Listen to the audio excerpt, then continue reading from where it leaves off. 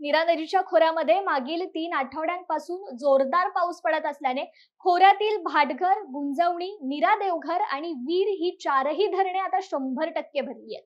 या धरणांमधून पाण्याचा मोठा विसर्ग नीरा नदी पात्रात होत असल्याने आता पूर परिस्थिती निर्माण झाली आहे. नीरा नदी ही दुथडी भरून वाहत असून नीरा गावाच्या बाजूला असलेल्या दत्त घाटावरील दत्त मंदिर हे आता पाण्यात गेलं असून ब्रिटिश कालीन पुलाला देखील पाणी लागले.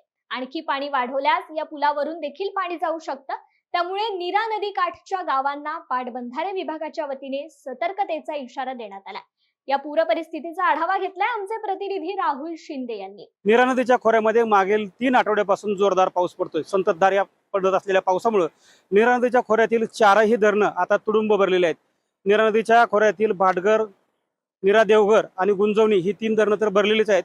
त्याच्या अगोदरच वीर धरण हे 100% भरलं होतं आणि वीर धरणातून पाणी सोडण्यात आलं होतं. मात्र कालपासून भाटघर धरण हे पूर्णपणे भरलेलं आहे, गुंजवणी धरण देखील पूर्णपणे भरलेलं आहे आणि म्हणूनच कालपासून भाटघर आणि गुंजवणी धरणातून नीरा नदी पात्रामध्ये मोठ्या प्रमाणात पाणी सोडलं जाते. हेच पाणी आता वीर धरणात आलेलं आहे आणि वीर धरणामधून हे पाणी नीरा पात्रात सोडलं जाते. आज सकाळीच नीरा नदी पात्रामध्ये वीर धरणामधून 43,000 क्युसेक्स वेगानं पाणी हे सोडलं जाते. त्यामुळे नीरा नदीला पूरस्थिती निर्माण झालेली आहे.